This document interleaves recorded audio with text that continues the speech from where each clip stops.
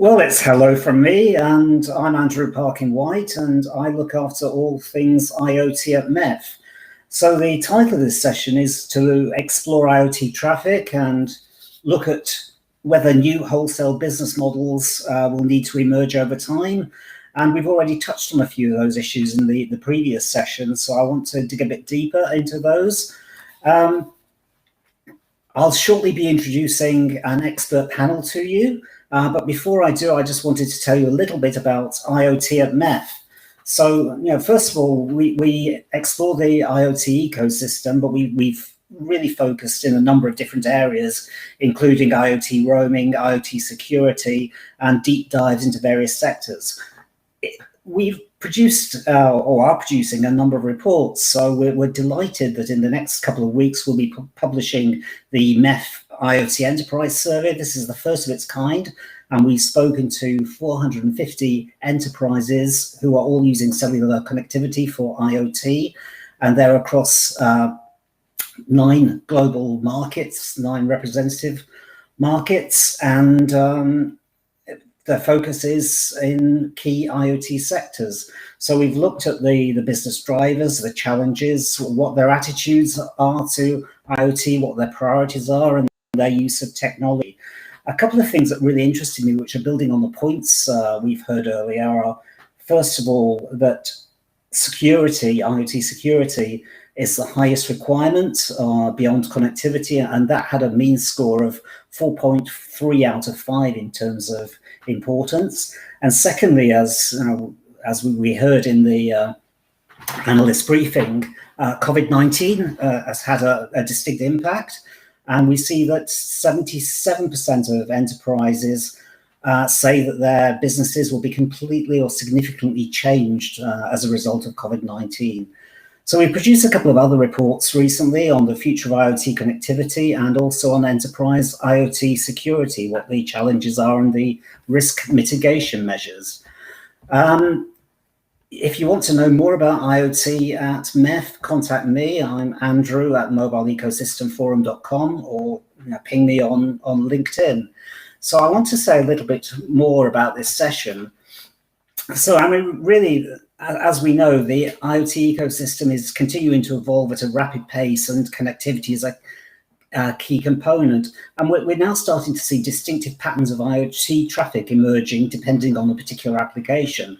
Some are sending large amounts of data and require very low levels of latency, and others are transmitting small amounts of data intermittently. And connectivity, as we know, is only one part of a solution. And in the past, we've seen a standardized way of offering wholesale connectivity, and this approach is going to need to change to support growth. So we're going to explore a number of key questions. We've got a very ambitious agenda for today, but without further ado, I'm going to introduce today's panelists. So first of all, I'd like to welcome Fernando Llobregat Baena of BICS. And Fernando, can you say a little bit about yourself and your role and what BICS does?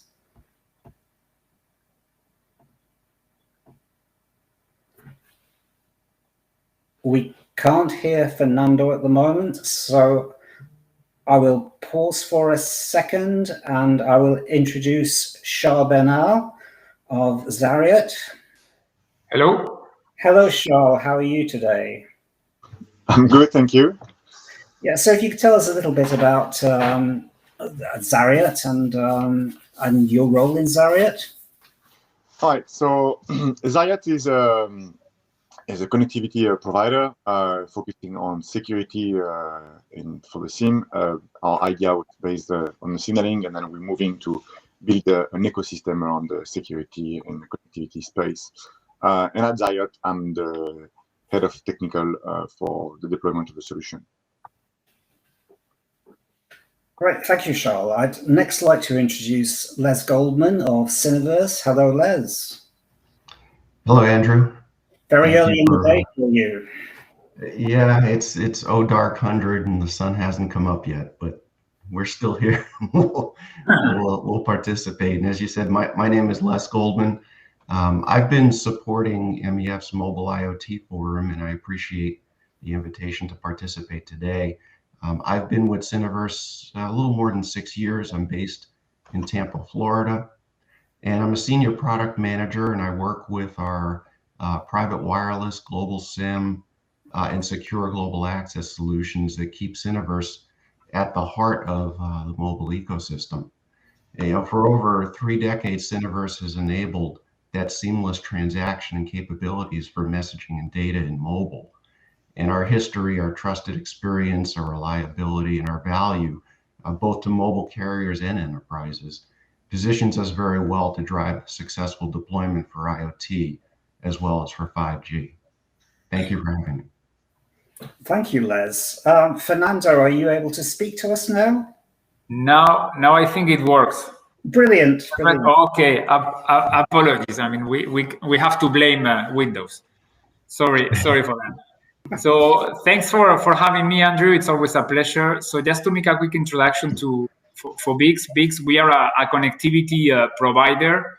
We have a network of interconnections with mobile operators all over the world in a business that tries to interconnect and communicate all the things and people in many different countries. So basically, we are offering a one-stop shop for companies who want to deploy IoT services independently on the physical location and also on the technology, going from 2G, 3G, 4G to 5G. And now we are working on NB-IoT and LTE.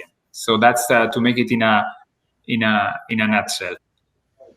Thank you, Fernando. And last but not least, I've done this alphabetically, so I don't show any favoritism. It's Cédric Mauvielle of PCCW. Good evening, Cédric. You're joining us from Hong Kong. Yeah, we're covering the whole world. We're really 24/7 with the MEF. Well, thank you, the MEF and Andrew, okay, to set up on the invitation, okay, for this great panel. I'm Cédric Mauvielle, so I'm based in Hong Kong. I'm the VP Sales and Mobility for PCCW Global. I'll just go quick as my colleagues. So PCCW Global approach to wholesale IoT is from the perspective of the end user and technology driven. So not only from a pure mobility connectivity angle, but taking into account that IoT applications are cloud native. So what we've done on our side, we've designed Cloud Console Connect, which is an end-to-end IoT platform that's leveraging over 450 data centers and cloud, such as AWS, Azure, Tencent, and iCloud. We also established a marketplace because we believe that the customers need to have access to a wide range of different solutions. So this marketplace includes IoT solution providers that can interact with enterprises and mobile networks. So we're really working toward the digital ecosystem as a foundation for an IoT wholesale. Thank you. Right. My first question is probably rather provocative and makes an assumption, and it is, what does the IoT wholesale market look like now, the wholesale model, should I say, and why does it need to change? So what are the drivers and dynamics behind that, and what do we need to be successful? So I think I'll go to Fernando first of all on this one while we can still hear you. Yes, yeah, let's make it fast. Who knows? Because my computer now wants to reboot, so I have to be fast.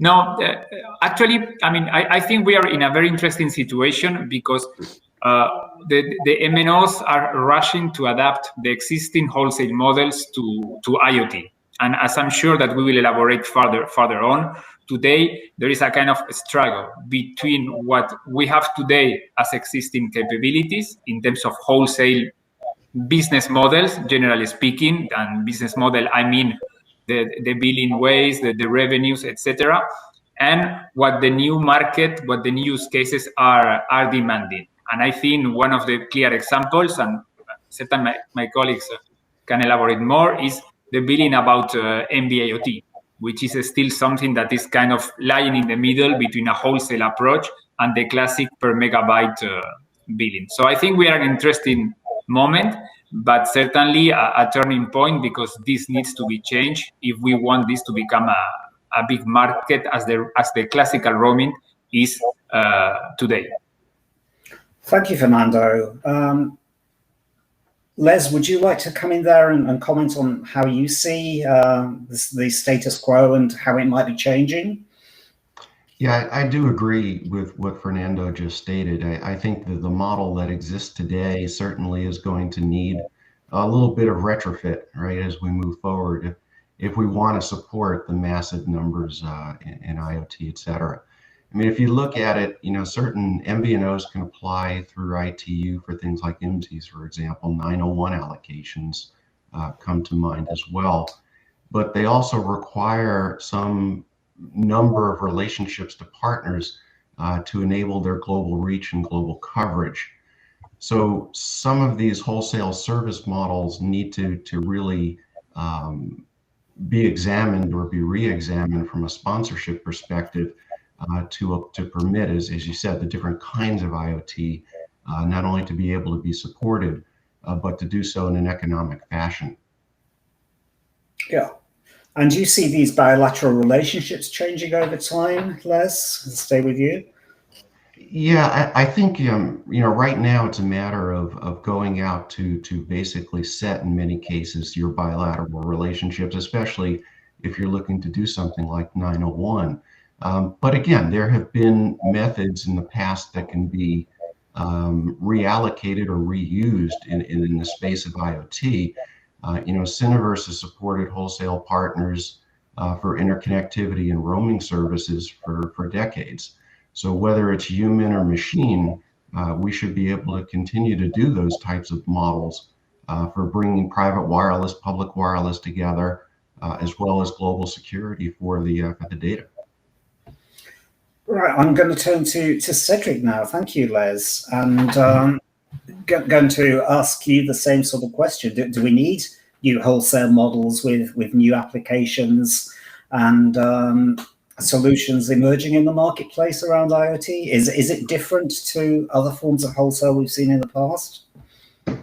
Yeah, I will.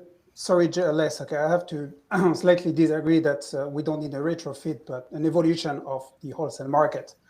The way we've been selling IoT in the past 10 years, I've been surrounded by the legacy kind of activities done by the different mobile network. What we're seeing since 2019, 2020 is that there is a big move from the IoT players to be international and multinational in nature. So the mobile network will have to break the boundaries of their geographies. So they have to reach outside of their networks. But by doing that, they have to compete against a lot of different players that have appeared in the market, such as global MVNOs, which have less restrictions when it comes to provide local breakouts.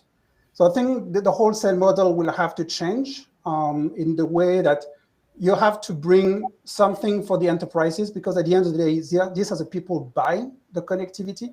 Connectivity costs for them, but they want the best quality, they want the best service. So the mobile network will have to adapt to this new dynamic, which is to provide a service worldwide or with as many customers, with many partners as possible. But at the same time, they will have to partner with global MVNOs or with even competitors. So the need of a marketplace is really something that I think is critical in the new new model for IoT, because that will really enable to bring people together in the wholesale. So the wholesale will be orchestrating the networks to connect the supply chain, the partners, the clouds, or the SaaS partners in one single digital ecosystem. So the enterprises can really access the best at the best cost or the best quality, depending on their needs. Thank you, Cédric. So it sounds very much like it's collaboration rather than competition as the best way to grow the overall ecosystem. Last but not least, Charles, it's probably unfair to ask you to comment when everybody else has said their piece, but I would invite you to perhaps elaborate on a couple of points you see, perhaps as an MVNO yourself. Well, yes, it's difficult to come after everyone there. There's one thing that I would add is we need the security in the pricing, in a sense of we need the model to evolve that we are able to have prices that do not change, or have commitment in the pricing for the next years to come, 5 to 10 years, as business of IoT are around have this lifetime usually. So on that front, this has to change as well. And also, I think there's a lack of integration between MNOs and the connectivity providers. This integration, I find it useful in order to be able to provide different services. I feel like at the moment it's buying the IMSI donor or from IMSI donor you buy a coverage, but you're quite limited in what you can do, and then you're quite limited into what you can offer to the enterprise at the end of the value chain. So on that front as well, there's a need for change to be able to bring innovation forward. So I'll stay with you, Charles, and ask you, what do you see that the wholesale providers and the MNOs are doing with regard to wholesale connectivity? What are their policies? How are they managing it? And are we seeing these new and innovative business models coming forward? So yes, I do see a different level of categories, let's say, of MNOs. Those that we'll say quite flexible, and they will have a lower entry barrier to work with them to resell their IMSI and their coverage. And I've seen also those that are a bit more difficult to enter, either on the technical limitation they offer or the high entry cost. For example, there are MNOs so that are limiting the ISP platform for the eSIM platform that can be used with them.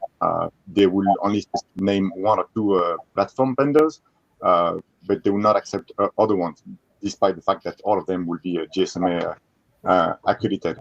And I think that the difficulty of dealing directly with MNO is is something that can be leveraged by MVNE or MVNA, actually, mobile virtual network aggregator that are doing the work to connect to all the different MNOs, are being able to act like a middleware, let's put it that way, or adaptation layer, and they can leverage all the connectivity, all the relationship they have with different MNOs, and they can bring a layer of adaptation and flexibility for connectivity providers who want to work with them.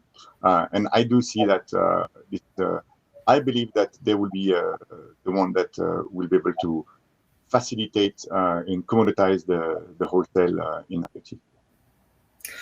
Okay, thank you, Charles. I'll turn to Cédric now, and you picked up on the issue of commoditizing connectivity. Do you see that the wholesale providers, the MNOs, etc., need to take a different approach? Well, definitely the approach that we're seeing, and we're seeing that it's already moving. If you look 5 years ago, it was very hard to find mobile networks selling their IMSIs in the market for IoT players. This is becoming a lot more common in the market, where mobile network will be selling their IMSIs at different pricing. But to the point of Charles, one of the issues is what type of value-added services the mobile network can provide on top of their IMSI. Providing a reach, providing a cost, for some of the IoT applications, not enough. And we're going to see it coming up with 5G, with the mobile edge computing, where the mobile network will be able to provide, and will have to provide a value-add services, which is the co-location or the mobile access, the mobile edge computing access. So then people will be able to deploy the IoT locally to provide a better latency. So what I'm saying is that, yes, the mobile network are a lot more advanced in their thinking process on how to provide more value on top of their IMSIs. For a lot of mobile network, there is a lot of restrictions towards their internal policies and how to do it and how to do it effectively. But we're also seeing so these global MVNOs that are a lot more aggressive, a lot more agile technically, and with less geographical boundaries, so they can deploy everywhere in the world in different cloud and different shape and form. So the MNO will have to find a fit between what they provide traditionally and what these global MVNO are providing. And I do believe that they have a play, but different network will have different strengths, definitely. Thank you, Cédric. Les, Fernando, would one of you like to come in there? Fernando, if you'd like to go first. No, go, Les, go. Okay, I do agree with what we've discussed. I mean, you have issues today with permanent roaming and the ability to deliver, services to customers in the areas. I believe you're right. Edge compute, even from a provider perspective, could help to overcome some of those things. One of the things I look at too is where the subscriber registers. The ownership or access to that subscriber and where and how they register plays a large role in how you as a provider or service provider can really give value to IoT. If you have access to the subscription and you understand what that IoT device or that use case is going to do, there are things that you can apply. There are certain policies for mobility that you could apply. There's security that could be applied, as well as the analytics and the billing that goes behind it. So much of that value add really comes into play when you look at the subscriber level. So I think we need to be able to access some level of or visibility of that subscriber. I do agree what was said with regards to 5G. I think it'll bring some new opportunities in terms of modeling. We've got slicing that we can look at, different differentiated models and so forth. Thank you. And finally, Fernando, I'm sure you have a word to say on this. Yeah, certainly. But I mean, I just to be very, very, very pragmatic, I think one of the things that Charles mentioned, it makes a lot of sense and can be somehow a concern, which is the fact that certain MNOs, they are not making our life easier as connectivity providers because they have a platform and they don't want other companies to connect. For me, this is something that certainly needs to change. Just to, I'm not talking about edge computing, it's really the basics, because if not, I mean, we are gonna have issues to deliver to our customers the global coverage that we want to do. And today we have examples.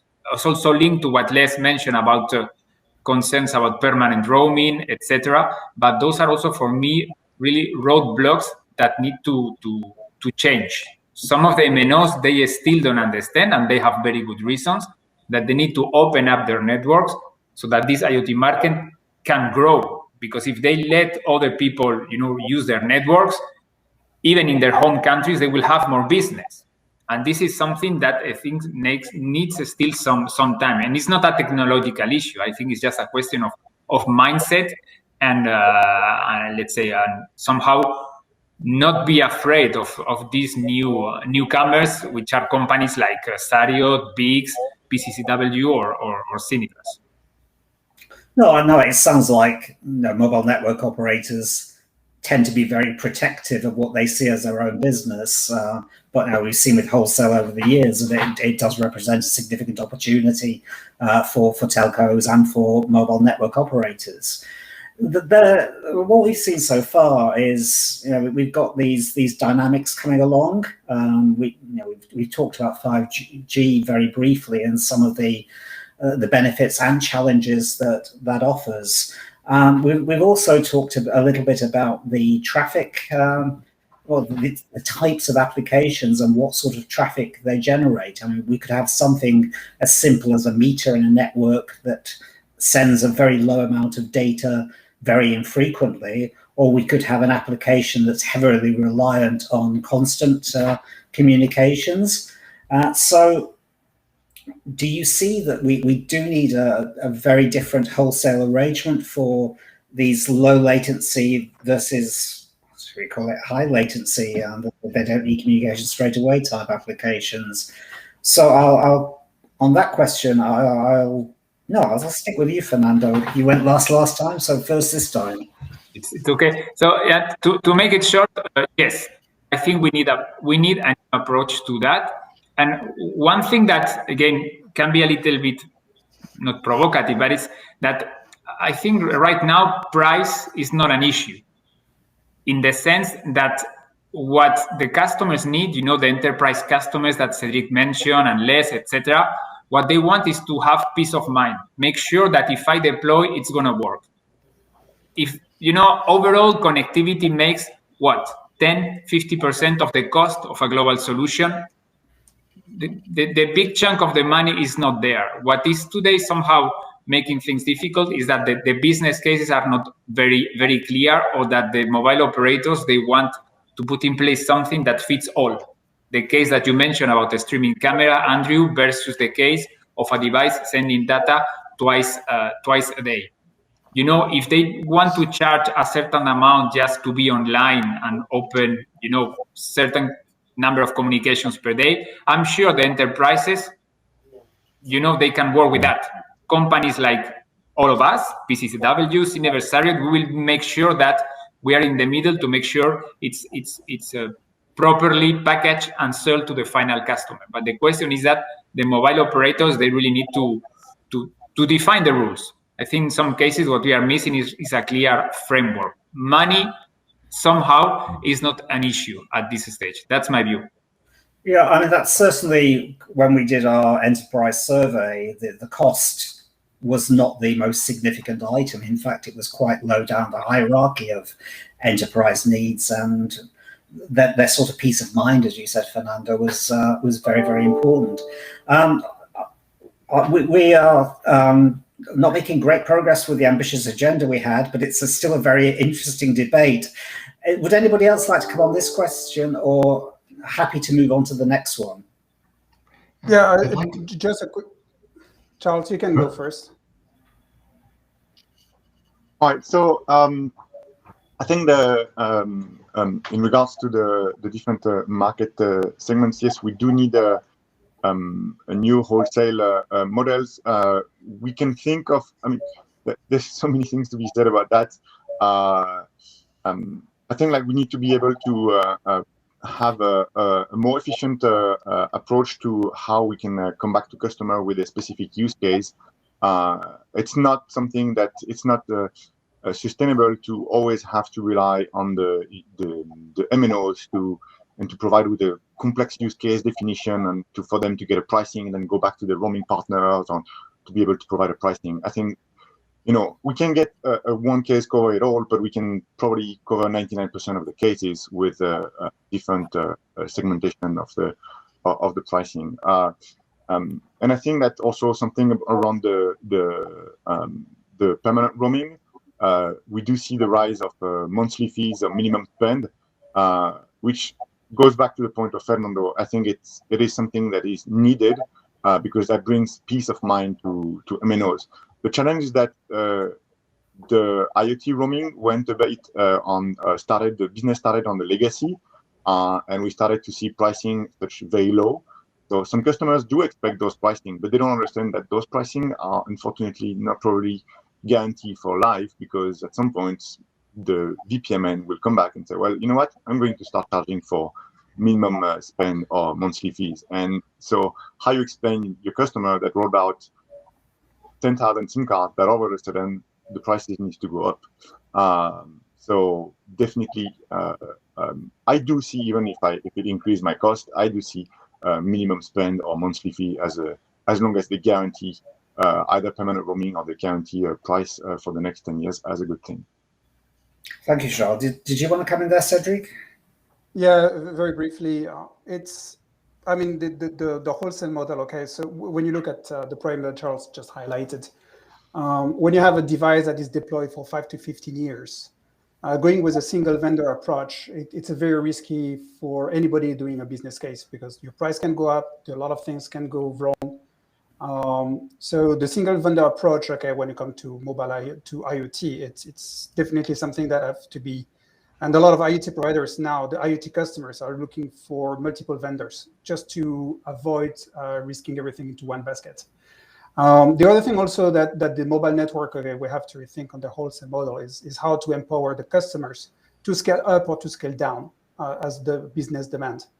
The key thing we've seen from a lot of telcos is to get the insurance of revenue by asking for long-term commitment, which in some cases for IoT providers may not be the best.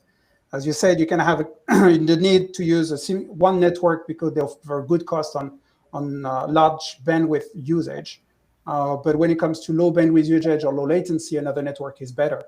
And this is what the customers, okay, are going to require, is to get this choice to select their own carrier for their specific needs. Thank you. I'll change the subject a little bit and pick up on a couple of the mentions already and look at IMSIs. We have had a question around IMSIs, and I'm going to wrap that round my question. So the question that's come out is which model is going to be most adopted for global IoT? A multi-IMSI sponsor approach or single IoT agreements country by country? I believe Cédric wanted to take that one. Well, it's very similar to what I just mentioned. So what we have seen in the market now is this demand to have at least 2 to 3 networks per country, whether or not you use roaming or you use multi-IMSIs.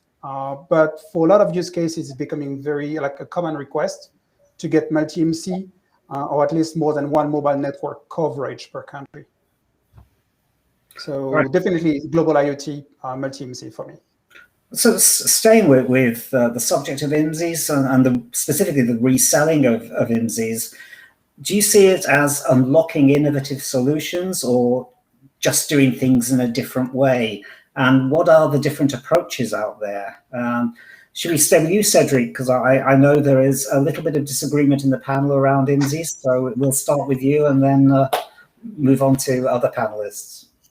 Yeah, as we discussed a bit earlier last week, I think, I was mentioning that to me, the IMSI resale is not something new, and there's not that much that can be invented around that specific activity for mobile network. And I do understand, okay, that other people have different views on this IMSI resale. But I think that it's already done by a lot of network. The value that the IMSI resale is the revenue they generate for the telcos. But at the moment, there's nothing much new that can be offered beyond that. But I do understand that other panelists have a different view on this. Yeah, I think Charles has got quite a different view of what's going on. I mean, it depends at what level you buy your IMSI. Yes, it's not new. I mean, everyone can go online and buy, say, SIM card or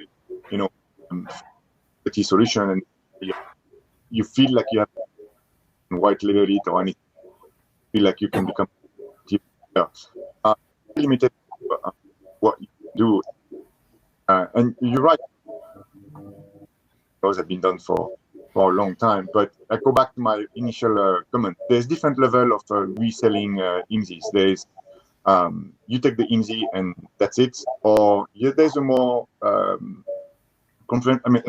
more integrated level with a higher level of integration where connectivity provider can have can act on the SS7 traffic, on the diameter traffic and GTP traffic, and then they can add more services to it. I'm a firmly believer that if you have access to the SS7 traffic, then you can do your own steering or roaming. You can do you can implement a signaling firewall as well, also for security aspect. You can bring innovative solution that you could not bring if you were just at the mercy of the MNO reselling the IMSI to you.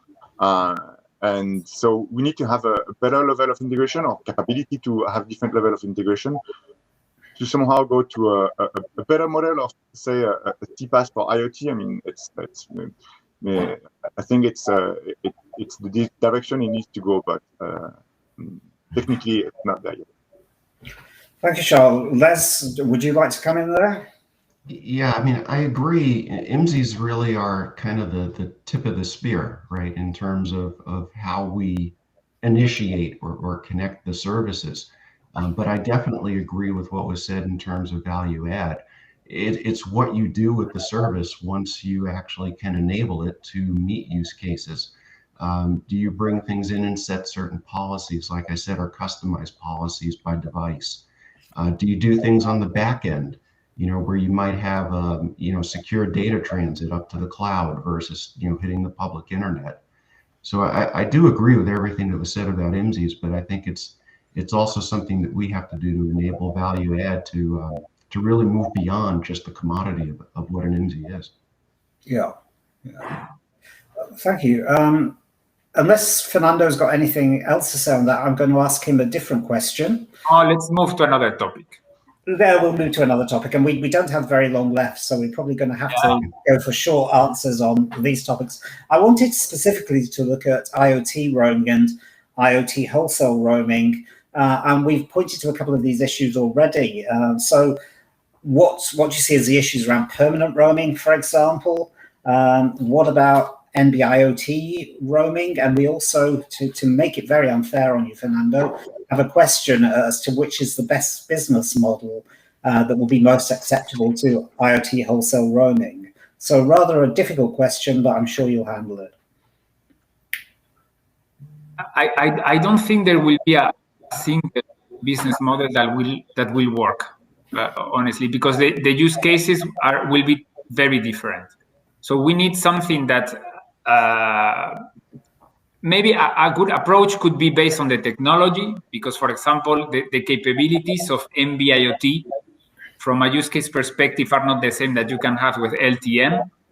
So if we want, I mean, if you want a precise answer, you could say that for all use cases where you demand a certain amount of, not bandwidth, but data that needs to be transmitted, we can go to the model similar to what we have today, a monthly fee, a per megabyte consumption, and that's all.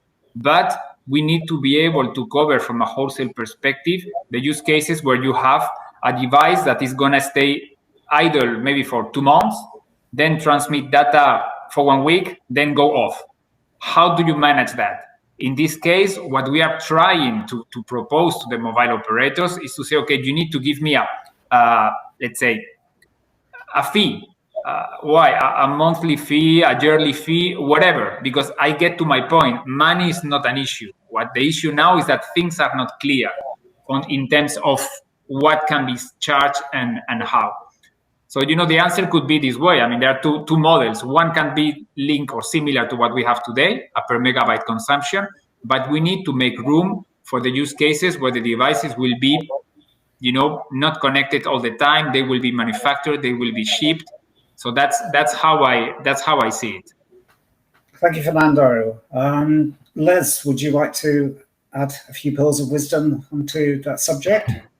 Well, what I'll do is I'll try to give it a different dimension, right? We've talked about permanent roaming, right? And we've talked about the need to support those things. But I think we also need to start looking to where connectivity goes in the next generation, which to me are things like private wireless.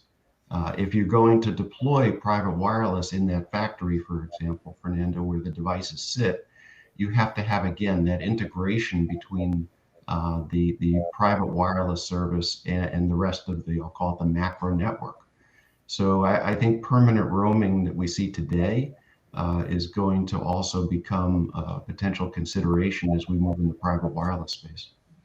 Thank you, Les. We've got about 30 seconds left. So I don't know whether Cédric or Charles, you want to do 15 seconds each? And I got the punchline, Charles. I mean, at least from my side. I think for wholesale and IoT, automation will be key in the future, and the capability of the customer to bring their own carrier onto the IoT solution. Yeah, thank you, Cédric. And finally, the last word is yours, Charles. All right. So, I'll conclude with the name of the conference, because we had the wholesale voice messaging IoT, and I think what we need to look into is that IoT wholesale become as mature as voice and messaging. If you compare the different wholesale model of voice and messaging, they have some similarities, but IoT needs to be mature and reach that level of maturity. Thank you, Charles. Now, we had a lot more questions than I had time for. As I said at the start, it was a very optimistic agenda.